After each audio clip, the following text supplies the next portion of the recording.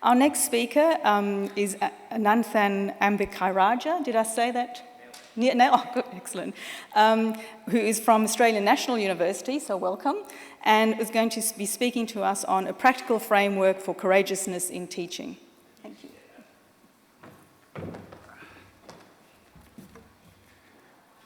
Hi everyone. Thank you so much for your attention so far. Yes, you nailed my name. My name is Ananthan Ambikairajah, in case you didn't hear that. The slide in the back here, you may notice, is there's some neurons. It's sort of to give you some background as to who I am. My background's in neuroscience. I did a master's in teaching, and I'm sort of back in PhD life doing neuroscience research down at the Australian National University. So that's sort of who I am and my background. You may notice, by the way, as a bit of a disclaimer, I have a bit of an accent. My parents are Sri Lankan, and I was born and raised in Ireland. So that's sort of how the accent comes out. If you don't understand anything, it's going to be a long 10 minutes, so I'm sorry, but just power through and ask me questions at the end if you have any questions.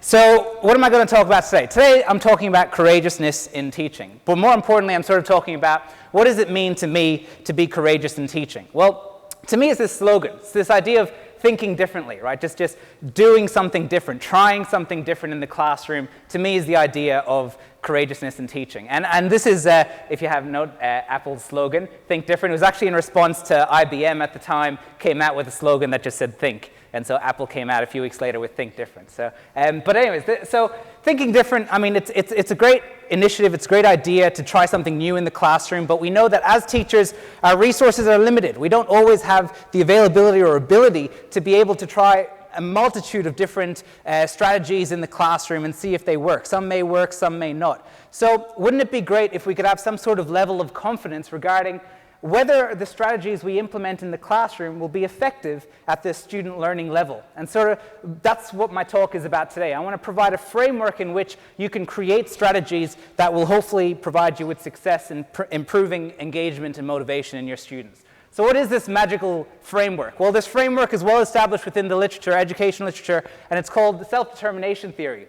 Self-determination theory essentially posits that there's 3 innate needs in students. Actually, in all of us, but let's just focus on the students. And those 3 innate needs are the needs for autonomy, competence, and relatedness. Autonomy, competence, and relatedness. So those are the 3 main things. So what are they? Well, competence is this idea, this feeling of you can achieve something, you can do it. We all know that feeling when a task is too hard or too easy. It's sort of that idea that the level of challenge is appropriate.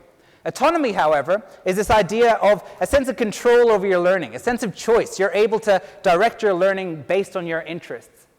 Finally, we have relatedness. Now, this is straightforward. It's sort of the connection between students and the connection between students and teachers. So that's fostering relatedness. Autonomy, competence, and relatedness. Those are the 3 things that can help enhance engagement. So if there's anything you can take away from today's talk, it's sort of this sort of equation, right? It's this idea that engagement predicts motivation, which overall results in quality learning experiences. So how do we facilitate engagement? Well, the way to do it is to help enhance these feelings of competence, autonomy, and relatedness. So that's the sort of key takeaway message, or one of them from today. So what is autonomy, and what are some practical strategies? You may be thinking, it sounds great, but what can I do in the classroom? Well, there's a few things. One is prioritizing the students' learning perspectives during the activities, seeking student input, providing choice, and conducting formative assessments, asking about students' preferences. Now, this can be done at the assessment level, it can be done at the feedback level, and it can be done at the instruction level. So there's different aspects of where you can intervene with autonomy. One example is if you're doing an assignment, you're structuring an assignment for a course and it's a literature review. Simple way to enhance autonomy, let the student pick what topic they're going to review of the literature, right? If you have the rubric that's there. And the last one, what's really important is this idea of conducting formative assessments and emphasizing how to make the matter more interesting for the students, and emphasizing communicating the value in uninteresting activities. There's probably a number of times, if you're teachers out there, where you've been in a classroom and maybe there's been content that hasn't been so interesting. And you're saying, well, how can I bridge the gap? How can I get these students interested in this content that's maybe not so interesting? Well, the way to do that is to emphasize its value. For example, say none of you are interested in what I'm talking about right now, right?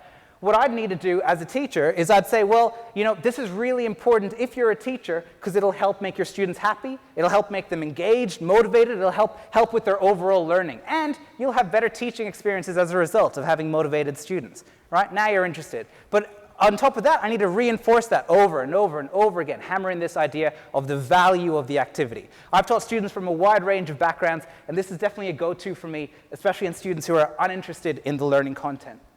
The next one is competence. Well, what can we do here? Well, we can use clear structure and guidelines. There have been so many times when students feel sort of handicapped by this idea that they don't understand what the teacher wants. They don't understand what their expectations are of their overall learning. So what can be done? Well, things like having a clear rubric about assignments.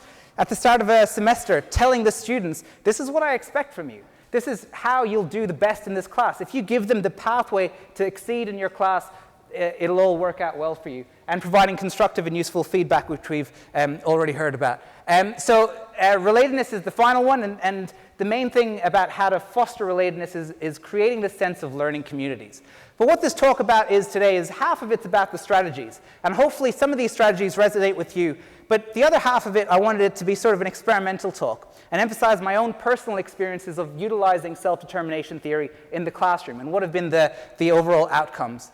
Well, where does this story start? It starts with this beautiful face over here. You may know him. His name is Dr. Chris Tisdale. He's a big advocate in open online learning and open access for education. And where our connection starts is a few years back, he was in charge of this course called SCIF. It's a course that's sort of evolved over the years, but at the time when he was teaching it, there was an aspect of the course called Graduate Attribute Stream. And what that was about getting students, science students, advanced science, medical science students, ready for life after university. Getting them ready in the sense of, they did activities such as create a LinkedIn profile, they did mock interviews, they learned how to dissect papers and understand how to communicate and how to write scientifically, all these sort of soft skills that aren't really explicitly taught by universities. So Chris, needed some tutors, so he opened up the pool to hire some people. I applied, and luckily he took a chance on me, and he gave me a go, and sort of that's where the story starts. So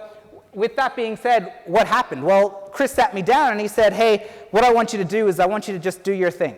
Here's the content. You have a semester. I'm going to give you 2 classes. Do your thing. Let me see what happens. He checked on me with every week as it went by. The semester was a bit of a blur for me. I was very nervous. It was my first time teaching at a university context. And I got this scary thing back called cat-eye, right? So what is cat-eye? Well, it was just a number. And Chris was over the moon because the cat-eye results from both the classes were generally quite positive. The scores are out of 6, and there's different categories and questions that are asked. But overall, they're in the high 5s or 6 out of 6s. Now, he was super happy. He was like, yes, this investment paid off, this risk that I've taken. But I guess when I was looking back and reflecting on my teaching, I was thinking, what did I do well? Sure, the number looks nice, but what does that even mean? Even the questions are sort of vague and ambiguous. It didn't give me direct feedback as to what I did well or not so well in the classroom. So what happened? I'm a big believer as a scientist that data never lies. It's only our interpretation of the data which changes. So when I asked myself what happened, I had to move past the quantitative feedback and look towards the qualitative feedback and see what was said.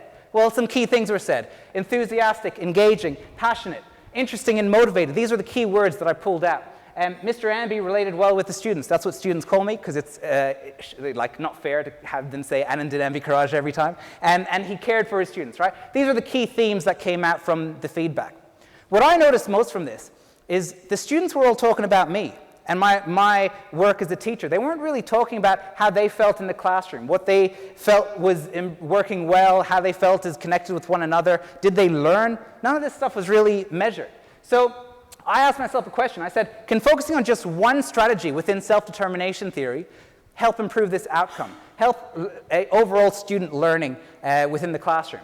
And I chose to focus on relatedness, mainly because of one of the comments that said he related well with the student. I said, well, if students inherently find that aspect appealing, maybe that's a strength I'll stick to. So what did I do? My strategy was this. I just had a conversation for 1 to 2 minutes with each student at the start of each class. That's it. Every start of every class. And there's a key thing here that I want to emphasize. It seems like a lot out of your lesson, but there's a lot of benefits down the line, which even I didn't think of, which came from as a result of this strategy. Now, Chris asked me a question after the 2016 when I taught the 2 classes. He said, how many classes do you want? I said, give me as many as you can. And so he said, okay, here, have 9 classes. So I taught around about 200 students, and I implemented this strategy this year. That year, 2017, when I had over 200 students. Each student I spoke with for a few minutes, went around, and I asked simple questions. How are you going? How's university been? Have you been okay? And once I knew more about them, I said, oh, I remember you were struggling on maths in your maths exam. Did you do better in the next one? Or, I hear that this was going on. What's been happening next? The more I developed rapport, the more I was able to have enhanced discussions with them every lesson. Right? This took about 15, 20 minutes out of my lesson every lesson. And the lessons were about 2 hours. And the reason why I implemented this strategy was because in the previous year I worked out that I could finish the lessons within an hour and a half, hour 40. So it was conducive to the strategy as well. Well, what happened? Well, here are my observations. Voluntary student participation was super high, and the quality of discussions also improved. Well, the students just felt more comfortable in the classroom, right? No one was scared. And as a result, instead of having the same 5 students putting their hand up and asking questions, I had a whole variety of students, and as the semester went on, most of them were putting their hands up and asking questions or responding to questions. As a result, when you have diverse hands going up, you get enhanced quality of the discussions because you get different opinions. It's not the same 5 opinions. Students still came to class early. Now, this could be a placebo effect. It could be the fact that they were first-year students. It could be the fact that they were advanced science or medical students, so conducive to motivated students. Or it could be that they knew that, they were saying, oh, well, Mr. Amby's going to just chat to everyone for 20 minutes, so why bother? I can just come late. Or they were like, maybe I liked being spoken to and asked how I'm going, right? And finally, students had time to have conversations with one another and form connections. As I was going around, I noticed each of the tables would actually talk as I was going at the other tables. And they'd talk about how university was going and what was happening. And overall, they'd talk about exams, and it helped form those connections overall. So the 2017 feedback came back, and again, that was positive. But we looked back past the quantitative to the qualitative response, and what we see is here. He really engaged with every student in our tutorial, and I'm sure he did for every class that he teaches. This really encouraged and motivated the class to do work. He made each student's contributions feel valued and appreciated. He personally engaged with all students, which made participation enjoyable and easy. He really connected with us. He would talk to each of the students before class, strongly decreasing the distance between teacher and student. He made sure to check up on every student before class started. This made for a really comfortable teaching space. Mr. Amby's enthusiasm for forming friendships with and between us made tutorials more enjoyable and engaging. Great peer engagement, taking time to learn something about us, not just our names. What I'm trying to emphasize is this. Self-determination theory is a great framework. Try something different. Try something new. It doesn't have to be exactly this strategy, but use a strategy, and self-determination theory can be a useful way to try something new. Autonomy, competence, relatedness, a strategy embedded within these 3 themes will help with enhancing motivation and engagement predicts motivation, which facilitates quality learning. That's pretty much it. That's my time. Thank you very much, guys. Appreciate it.